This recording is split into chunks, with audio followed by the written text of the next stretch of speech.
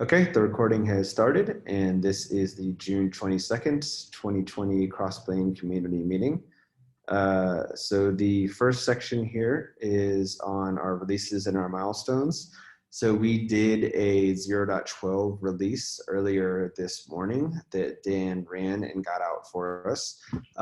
Note that that release was strictly for the core Crossplane repository. So Dan and Nick, can you give me a quick update to catch me up on what the plan might be for if any releases for providers, if there just aren't updates that are needed for this one? Yeah, so it kind of depends on the provider, which in our release documentation, it talks a little bit about how we don't have to be coupled to cross-plane releases for the providers or any other repos, really. That being said, in the past, we typically have, especially obviously if there's some sort of breaking changes in cross-plane that require that, as we are pre 1.0, so we do have breaking changes from time to time. This time we did not have any breaking changes. We also had a number of PRs landing, for instance, in provider AWS for new types that we wanted to get into the next release. Movafic, as we'll talk about later on, added pub sub support in GCP, which that has now been merged. But all those things were kind of landing very recently or are about to land. And then in something like provider Azure or Alibaba, I don't think we have any new updates there, so they don't really necessitate a release. So I'd imagine releases for AWS and GCP will probably come this week or soon. And then we'll just, we can go as needed for others. Yeah, that's totally reasonable. That is definitely part of our philosophy, our release philosophy, that providers can be released out of band, async, along their own timelines, etc. It's been convenient to do all of them at once, along with the core crossplane, but it's not a strict requirement whatsoever.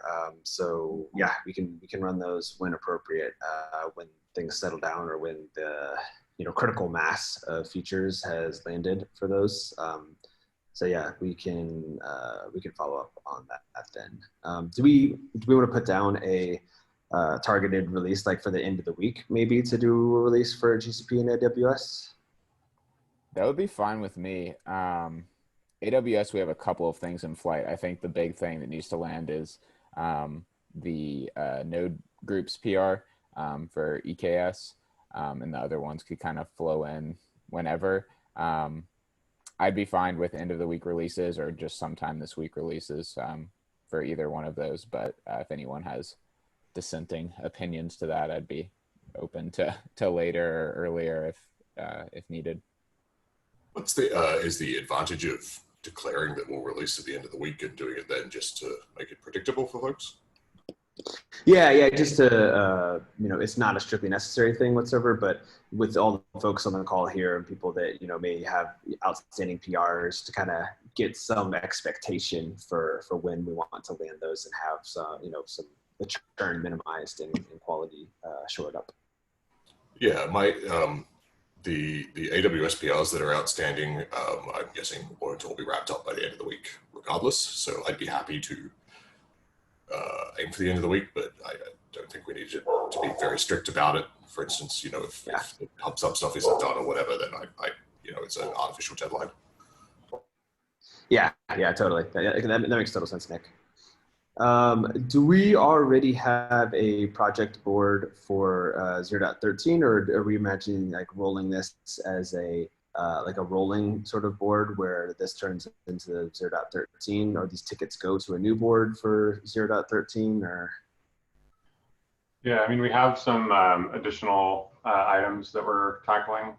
Some of them will be carried forward, but then like things like versioning, upgrade, and so maybe we can go over some of the top of mind items for 0.13.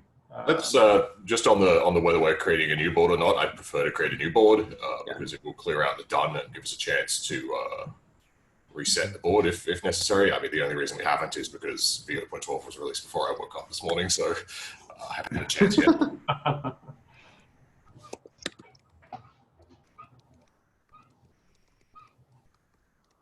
Yeah, Nick, I think you mentioned when we moved to the GitHub board that that you were thinking that pattern of like where we have to like physically pull in new things each time we start a new release. I think that's a good plan. Yeah, I also just like to, I don't know if this is purely psychological or not, but I like seeing the done column get cleared out with every release rather than just building up and over time with everything. Yeah, and I definitely think that it's the issues like if you just roll things through very easily, then that kind of keeps cruft accumulating. But if you have to be very explicit about the items and issues that you want to tackle in the next release and explicitly add them, then it makes it much more crisp and clear about what the goals are going to be. So yeah, I like that. Okay. Oops. Okay. Cool. So we will follow up to get a 0.13 project board at the org level opened. And we'll drop a link in here when that is done. We could give a couple of overall updates for the group here about basically the things that went into 0.12, but also some other outstanding work that is going into upcoming milestones as well. So Nick and Casey, you guys are both on the call. Do you want to give an update about efforts around expanding the breadth of coverage for providers in their services in the Crossplane organization or ecosystem? Sure, I can try to be very brief and then hand over to Casey. As it says, we are investigating code generation at the moment as a way to speed up writing Crossplane providers. We're looking at two fronts for this. One front is that we are doing some R&D into whether it would be possible to reuse some of the existing code from Terraform providers and use those with Crossplane. And the other front is that we are looking at a more sort of what you might call like a native code generation approach. Either way, we do expect that there is going to be some amount of code that is not fully generated that needs to be filled in at the end.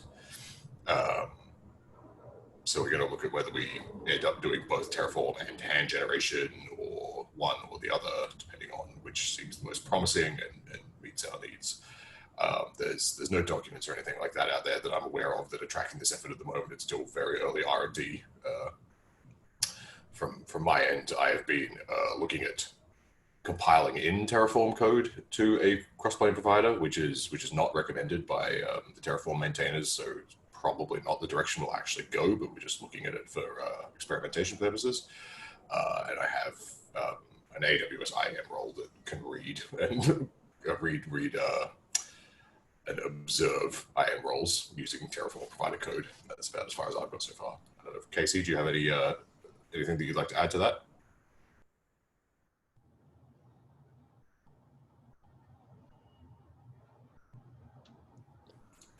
And if you are adding anything, Casey, you are on mute.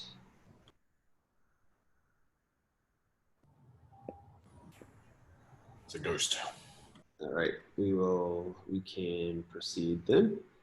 All right, Muafik, do you want to give a quick update about any of the composition related updates that went into 0.12? Yeah, so the default and enforced composition references are implemented. So now you can choose a default composition to be selected for your infrastructure definition.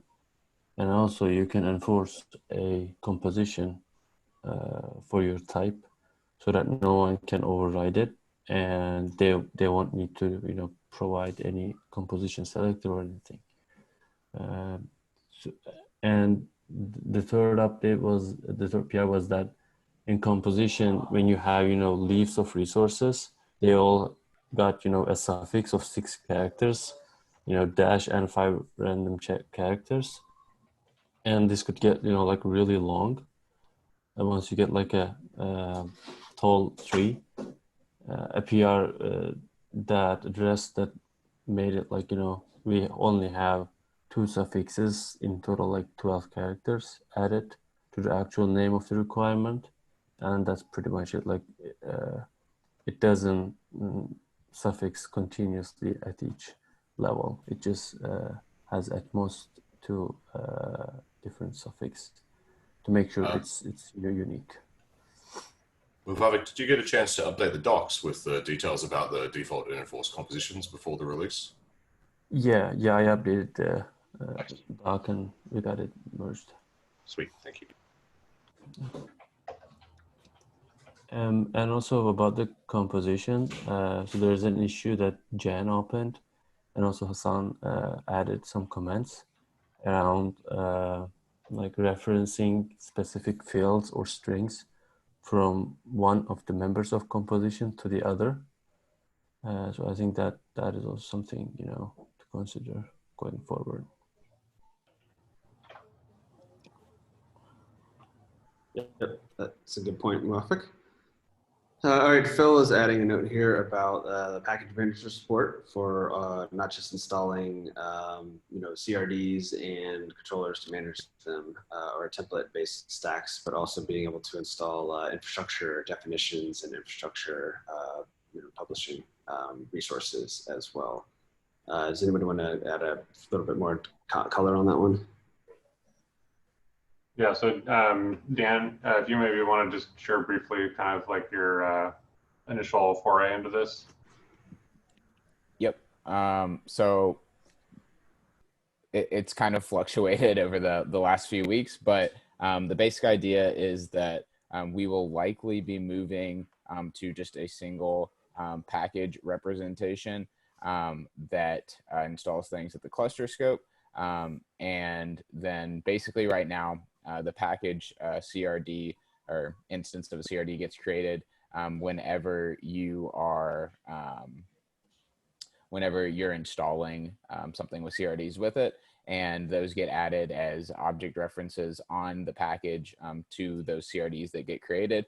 So we're basically going to be doing a similar thing with infrastructure definitions and publications, and also with some of the permissioning that happens, we'll need to kind of follow some of that creation to the CRDs that are produced by creating those composition types, and making sure the right permissions are added there and the right labels and that sort of thing. But we're basically just adding support there. And then the other goal of this is being able to support update of packages that have been installed previously. So right now, and this is all going to be coming in a one pager to kind of describe the process we're moving towards this. So this is just kind of an overview. But the general idea is that we have package revisions that basically keep track of the CRDs and the controllers that are brought in a package. And when a new one wants to be installed, it's going to check and see what's already existing there, make sure that we're not just, you know, dropping support for a CRD or going to delete a bunch of your resources or something like that by upgrading. And if it is a safe upgrade, which that definition can kind of evolve over time, then it will go ahead and update those CRDs, start a new controller, stop the old one, that sort of thing. And so you may have seen in all of our release notes for the past few releases, or virtually all the releases, that there's, you know, quote, not a safe upgrade path. So we don't want to have that on our release notes anymore, essentially. And we want you to be able to upgrade your provider successfully. Obviously, if there are breaking changes, we can't always guarantee that every upgrade is going to be possible without doing some manual intervention. But we do want to make that process a lot easier. So be watching for a one pager on that, and also feel free to weigh in and say, you know, this fits our use case, it doesn't, that sort of thing. Yeah, that support for upgrade of in packages and their contents and CRDs, et cetera, has been a long time coming. So I'm glad we're making some progress on that for, you know, as a step towards reliability and you know, readiness. So that's great. And then if you're going to do a quick update on any OAM, Open Application Model support and improvements that were included in 0.12 timeframe. So, you know, there wasn't a new release of any of the add-ons or anything like that. I know there's been a lot of work going on there, and we have a couple folks on the call who have been working on that. So I would defer to them to talk about that. I know there's been some things there that I haven't gotten to review recently. So if anyone wants to jump in and mention anything, that'd be great. Yeah, I think like at a high level, just trying to get like the core of Crossplane down to the minimum footprint, and then like basically, you know, getting OAM into its own like standalone home chart that can be, you know, like installed alongside the Crossplane core stuff. But then as far as the the OM content that's going to be going into the next couple of releases. Does anybody else want to share with what they have planned for that? I've seen a lot of activity going on, so I don't know if, you know. Hello, this is Arthur. Yeah. Hey, Arthur. So yeah, I'm having my PR review now for Health Scope. So I'd like to get that out as soon as possible. So let's see when the PR gets approved. So that will be changes on the runtime and the add-on local. That's my understanding so far. I've also seen some PRs that have been doing things like some more in the design phase, proposing that traits and maybe workloads, but at least traits have a field that declares whether they whether the trait CR is aware of OAM, whether it's compatible with OAM, or whether it's sort of something that is being used with OAM but doesn't know that it was designed for OAM, if that makes sense. And I believe there is a whole bunch of work going on as well for component revisions. So basically a roll forward and roll back story for OAM components or workloads. Just to the point that Phil mentioned there, which I think that's the first time we've mentioned that. We do need to talk about it with the OAM community folks at the OAM meeting, but we are thinking that it might be nice to move the OAM app config controllers out of Crossplane core and into a single OAM installable binary, maybe the OAM local or something like that. But we need to talk to the rest of the OAM folks to figure out where the best place for that all to go is. Yeah, I actually think it's a good idea. So I actually proposed before that we may want to make Crossplane more modularizable, so it's more easier for people to install what they want, and like separate controllers. They will have Helm install, for example, Crossplane core, even without cloud provider, and they can try out OAM functionalities by installing OAM controller, maybe without cloud providers, just to play everything local. So I think it's more easier for people to experience the new features and the functionality of Crossplane more easier. I like this idea actually. Well, yeah, let's figure out some time to come up with a plan on this and maybe write it down. I will say that not sure what the timeline is, but we are leaning toward removing rather than updating the Kubernetes application functionality, which means our OAM remote add-on won't exist anymore, or won't be needed, which means the remaining moving parts under the Crossplane org of OAM would be the OAM runtime and the OAM local add-on. We're also removing the concept of add-ons because they never really made it further than the OAM thing, so we could maybe rename these things, and we might want to merge those two repos into one that could be binary and libraries as well. Or we can leave them as is if folks want, but we're pretty flexible now as to how we do that. I think the main thing we realized is we want all of that OAM stuff to just be installable as a single binary. Yes, and we can discuss about the naming and the repo names thing. So we are generally open for that. So let's keep. I think we can raise the issue on the GitHub and we can continue discussion. Mm-hmm. Sounds good.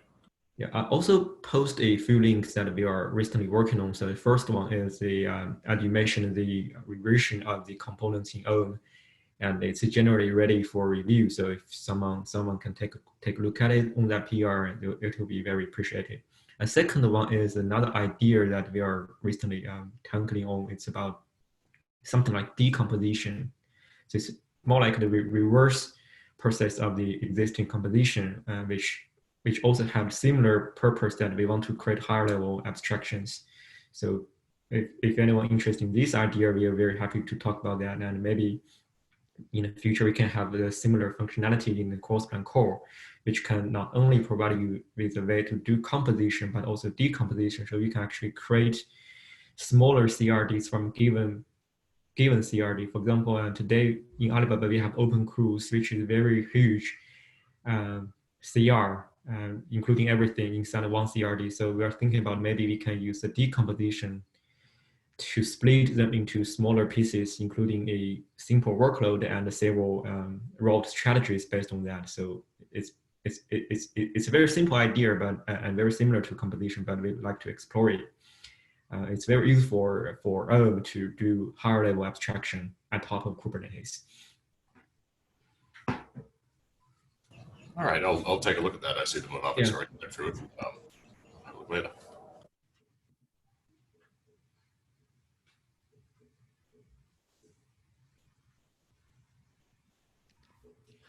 Cool. Thanks for those updates, Harry. Appreciate it. No problem. All right.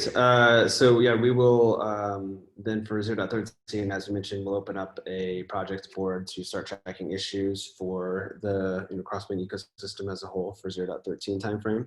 And we will open up a pull request to update the roadmap with latest desired items, features, and efforts for that timeframe as well.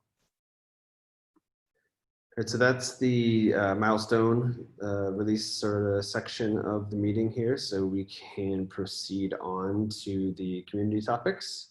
The first one I wanted to share is that we have gotten all of the post-processing and publishing done and cleaning up of all the recordings for the Community Day event. So the Crossplane, the day stuff, all of the, every single talk, the heck? I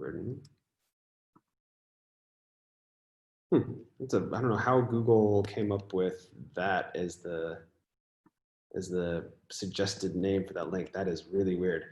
Interesting. But anyway, so we have an entire playlist here of the Crossplane Community Day links here. So the keynotes and some of the stuff about the OHM with Brendan Burns and the rest of everybody who was contributing to that. All the other cool demos for the rest of the day. So those are all up on the Crossplane YouTube channel and ready for people to watch at your leisure. So the link is here in the agenda, and we've been posting those on Twitter as well. So there's access to them that way too. So those are up and available, and hopefully everyone can enjoy those. Dan, do you want to give us an update about the latest TBS episode from last week? Yeah, for sure. So Move Off It came on and basically in an hour and a half implemented Cloud Pub Sub for provider GCP. So that was super cool. Started with literally like opening an issue and then assigning it and then implementing it and opening a PR. And that's actually been merged now. We had some good participation in terms of viewership for that. So that was great. And we think we can use it as something to point to in the future for folks when they're, implementing new managed resource types and that sort of thing. So overall, a little bit different than our normal show where we usually have an external guest. But I think it was a really productive time and kind of a nice way to ease back into TBS. Yeah, that was definitely a cool episode to watch some live coding of implementing managed resource support and Crossplane. So yeah, I don't know. Maybe we shouldn't invest in code generation. We should just invest in more MoveOffX. I don't know. It's just an idea. Maybe not a tenable one, but it's an idea nonetheless. I'm on board. All right. Is there any teaser or hints about the next TBS episode, Dan?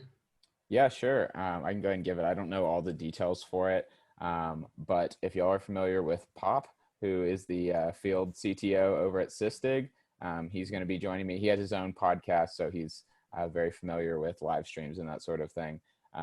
But we're not exactly sure what we're going to be doing yet, but he's going to be on, and he's definitely a fun person to talk to and has a lot of technical expertise, so I'm sure it'll be fun.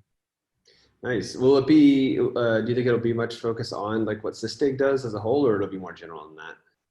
I think it'll be focused pretty heavily on what Sysdig does. So we're talking about how we want to incorporate that with Crossplane. It's mostly doing, so as you might imagine from their name, doing some like lower level analysis of what like syscalls are being made and that sort of thing, which is sort of related to Kubernetes controllers. Although, there's not that much analysis you do on something like our providers. But we may talk about, using Crossplane to kind of like orchestrate the Sysdig agent and that sort of thing. So we'll come up with something cool, I'm sure. Right on. That'll be exciting. I don't think I've missed a TBS yet, so I'll be here for that one as well. I will give just a brief update on CNCF stuff there. I don't think there's a huge any big progress upstream with the proposal that's been opened. But one thing to note is that we did take the time to go and update the owners code files and the maintainers and permissions and all that stuff for every repo in the Crossplane organization. So to my knowledge, every repo that Crossplane has been updated with the maintainers for that repository. And they all have permissions to, merge pull requests, to maintain and administer the repositories as well. So if anyone has any issues with access they're expected to have, please let me know. Reach out on Slack or whatever's easiest for you, and I'll take a look at those permissions. But I went through them a couple times. I think they are up to date and accurate. That did cause a little regression on our docs, the Crossplane.io website repo. When I was messing with the permissions there, I inadvertently messed up the bot account that we have that automatically publishes content from Crossplane repo to the docs website repository. So Dan pointed that out during the release this morning, and we got that fixed up. So that should be all cleaned up now. But if there's any lingering permissions issues, then please let me know. Also, I have one thing to add. I don't know if you guys track the CNCF TOC list, but I think the TOC, the proposing that a Crossplane to go through the new sandbox process.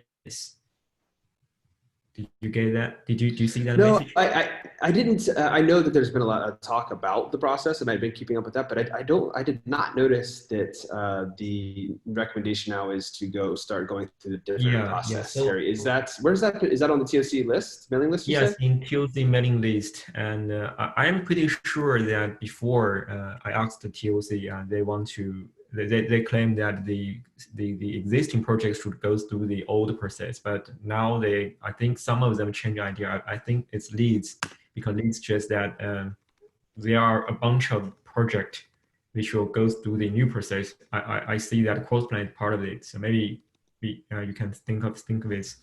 TOC around this to confirm. I actually sent an email to leads, but no response yet. So I think we need to follow up with TOC around that. So if you are going to the new process, I think it's also it's also not bad for us, because it's more lightweighted. Maybe it means that maybe we can move even more faster. Cool. Yeah. Thanks for that heads up, Harry. I just took a note on my own to-do list here to follow up and get confirmation, or find that and get confirmation of that. And then if we need to, follow a new process or, whatever the appropriate next steps are, we'll do that. That's, that's okay. So thank you for pointing that out, Harry. Mm-hmm. Cool. Okay. And then that was the community section there. So then we have a couple of pull requests that have been flagged for discussion today. So we'll bring up the first one here, Muvafik. No, sorry. Yeah, that was Muvaf. You wanted to discuss 215 here? Yeah. So Salil is owning this PR, so we've got a discussion with him, and so there are like two main resources right now: hosted zone and resource record set. But I'm kind of on the fence about like treating resource record set as separate managed resource or not. So if you go like to the bottom, I've left a few comments about like, current status and like, how the API is shaped, so that people can get an idea, like, without digging into too much detail in the AWS SDK. So you all are welcome to leave some comments on it. I see that, skimming your comment here, I see that you've compared it to what CloudFormation and Terraform do to model this stuff. And I know that we commonly face this where, especially in AWS and older AWS APIs, they sometimes don't exactly fit into the declarative patterns that we want. We have to kind of interpret them a little bit. And often what we do is go and look at how other projects who have had to do this before have interpreted them. Does it, is the pattern that we're proposing the same as what CloudFormation and Terraform does, or are we proposing something different? Yeah, I mean, I am proposing to make it like a part of the hosted zone, but both Terraform and CloudFormation treats them as separate. But like as I said, I am not really really familiar with this API, so I wanted to get your opinions on it. One data point to consider, which is not a sure thing yet, but if we do end up doing code generation based on wrapping Terraform providers, then our custom resources are going to look almost identical to the fields of Terraform resources. So if we did something different than what Terraform does, and then we generated this code from Terraform, the API would change to match Terraform anyway. But there would be different providers, right? Yeah. So if we wanted to maintain both of them, and if we so to Bhavana's question, one thing we're considering is that it could be that if we do code generation based around Terraform, that we might be missing some features and functionality, or it might be sort of a bit of a bridge, sort of something to allow folks to use Crossplane with resources, but those resources might not always be sort of our idea of the ideal implementation of those resources in the Crossplane world with regards to API shapes and behaviors and things like that. So we are considering sort of having basically two providers, one that's generated from Terraform and one that's sort of handwritten to have opinions that we feel better about. So if we did really feel that this API was much better when everything is all one resource, then we could diverge there. I'll go have a look at this afterwards. In my experience, usually if other systems like Terraform and CloudFormation have modeled these as separate things, there's a reason for it.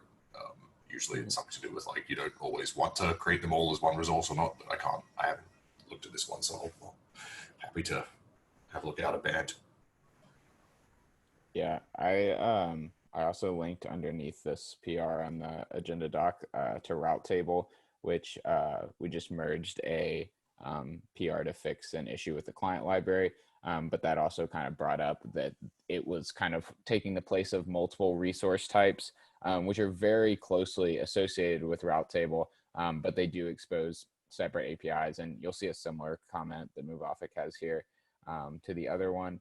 I would say I'm usually pretty in favor of making it as granular as possible. Muvafiq brought up a good point that well, do we want to manage tags as their own resource?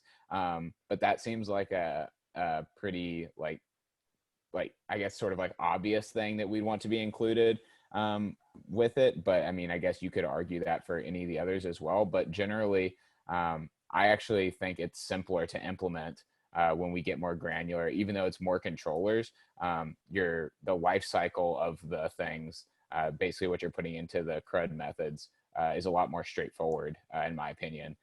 If you're just creating a route and you're managing the route, then you just call the create method for that and the delete method for that, rather than in the route table having to iterate through the routes and kind of try and manage them and understand changes to it. So I'm definitely pretty strongly in favor of being more granular pretty much all the time. And I feel like that's kind of the purpose of composition and those sorts of things, that we're able to make these abstractions that is a route table with 3 routes or something like that. So that's kind of my personal take on it, I guess.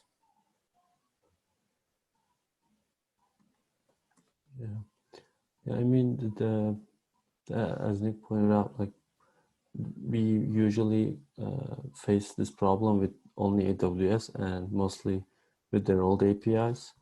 For example, in this case, it's only list and change APIs exist. And there are all intricacies about the API, you don't have any unique identifiers. And it's really closely coupled, tightly coupled with hosted zone. But on the other hand, CloudFormation treats one of them as separate and the other one as merged with hosted zone. That are no, not this one, the root table. in the root table PR, roots and associations are treated different by Terraform and CloudFormation, and possibly by us, because in the current implementation, they are part of the root table, both of them. So yeah, I mean, it's a bit hard to draw the line, because for example, we also have bucket API with, like, for example, bucket policy is a different API call, like create bucket policy and other things. But you can't actually use bucket policy with other buckets because it's just a configuration of that bucket. So yeah, I mean, it's not clear cut and like it's kind of subjective, but I guess, like as Nick said, maybe we can just rely on Terraform's classification or CloudFormation's. But I kind of prefer, like as a general approach, if we have, for example, let's say we've got the root table now with both roots and associations, and then later on, let's say a user comes in and say, hey, I need them different because I want to manage only the roots or like only the associations in that Crossplane cluster, then I think it could be easier to fan out the CDR, as a migration instead of, fanning in. Like, if it was separate, it would be harder to come back from that point. And we wouldn't come back with it because like users wouldn't come and say, hey, these are like, separate CRs, I can work, but it's like, bad UX. But if we got like, one CR, maybe it's better UX, but we would only change it if there was an actual like, strong use case. But I feel like that in that case though, like I definitely prefer to be on the side of we're already more granular and they're like, it's a tough UX. And then maybe we like publish some default compositions with the provider or something like that. Like one of the ways you just have to write some compositions and make those available. And the other one, you have to actually like write new controllers and break APIs and that sort of thing. So I guess that's kind of my take on it. Yeah, I think my litmus test is generally, I prefer things to be separate resources if it's possible that one of them could be managed by Crossplane and one was not. So I don't like any case, I'm not sure if this is the case in this particular one that we're talking about, but I don't like any case that requires you to say, to use an example that I do understand, like EKS. If EKS node pools were all part of the same CR, then there is then no way to create an EKS node pool without also creating an EKS cluster. So in those cases, you might have an existing EKS cluster that Crossplane doesn't manage, and perhaps you don't want Crossplane to manage it. And then you want to use Crossplane to manage node pools or something like that. So in that case, I think that's where granularity becomes important to sort of not force you into or out of Crossplane in certain areas. Yeah, I mean, it's just that, like, not that clear cut as EKS cluster and node pool.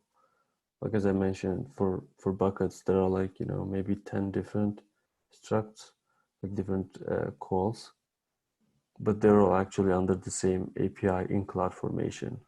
Like they're only a few properties under the same bucket resource.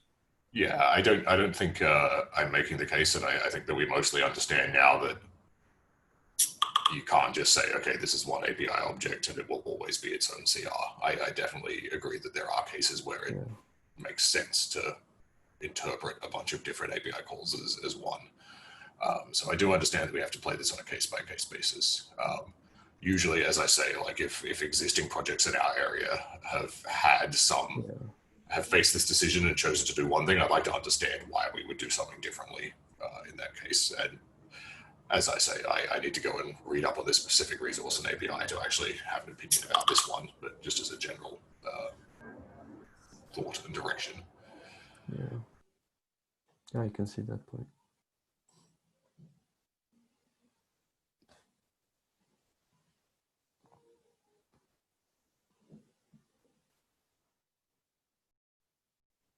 I was on mute now. I think that discussion is kind of wrapped up for at least the context of this meeting here, so we can move on to the next PR here in the list.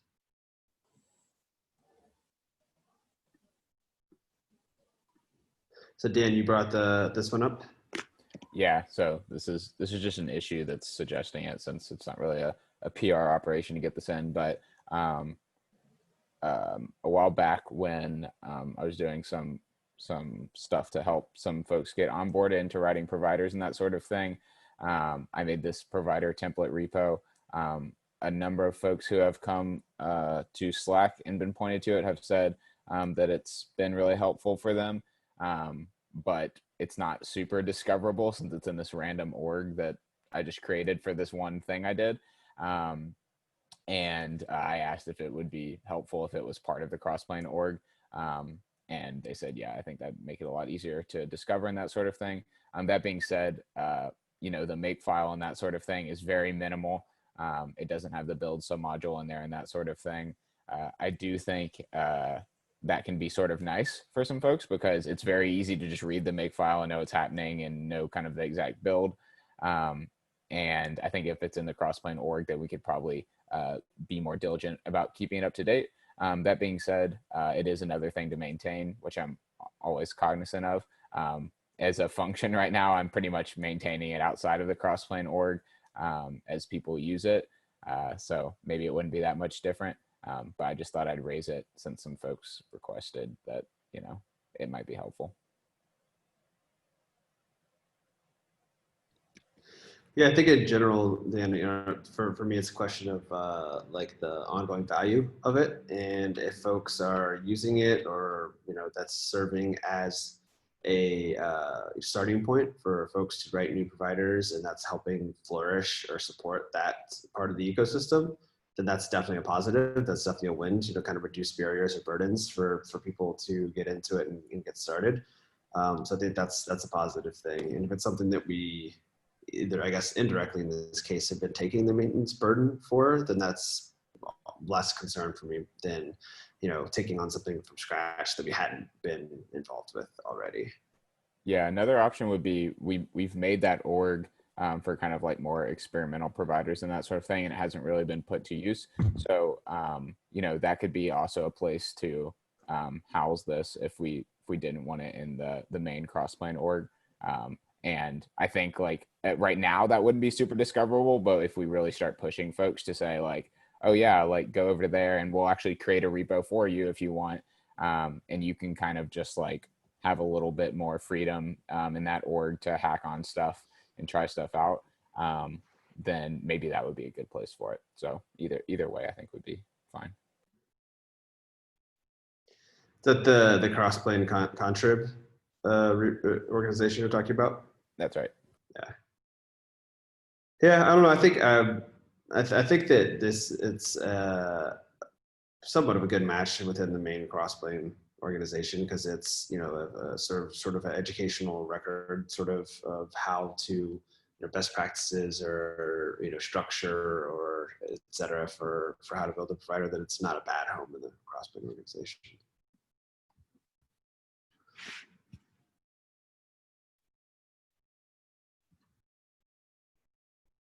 Nick, do you have a strong opinion on that?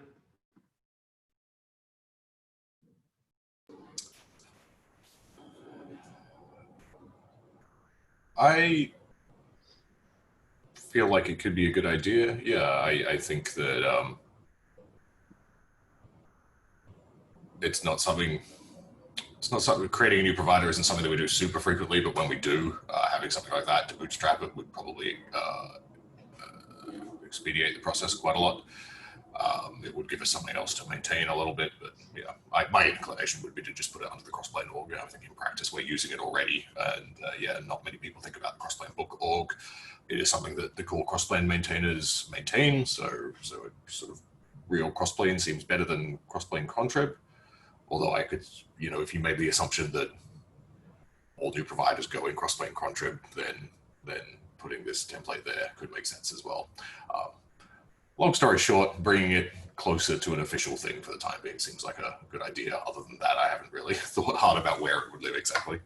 Yep, that's right. Yeah, and if it's in Crossplane org, it can still, like, the template thing works to any repo. So I think it would be more of a tool for folks that are like, I want to get started, not necessarily like I'm making this, like I'm even contributing to Crossplane, like I just want to make my own provider kind of thing and hack around on my account or in Crossplane contrib or whatever, and it just gives them the scaffolding. So What did you say that like create repo from template or whatever? That's only works within an organization. Is that what you just said, Dan? No, it works across any. Oh, So it's just like okay, you just okay. click the button and it just asks you where you want to Cool. make it.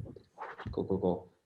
Yeah. It seems to me that like that in the main Crossplane org makes more of a statement that, hey, yeah, this is usable. It's not just like a completely, somebody whipped it up like overnight and it's like we're not giving a ton of guarantees, but it's more of a statement of please do use this. It's functional, it's practical.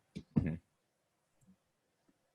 So yeah, so we can follow up in I don't know, that's the transfer ownership of organizations of repos never works because you have to be an admin on both sides. But the creating creating a repo and then doing a push of the history of that repo into it as a new remote, that works pretty well, I think. Does it have any like open issues or anything in that org? Or sorry, repo. Why am I mixing up org and repo? I don't think so. Yeah, no issues or anything like that. I don't think I've ever opened a pull request either. I've just committed to master. So willy-nilly Dan.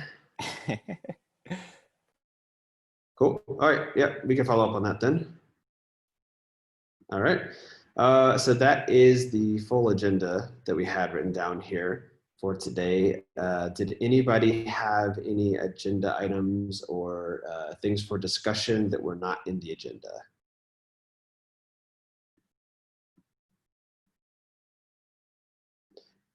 All right, then we can go ahead and adjourn for this week and we will see everyone online.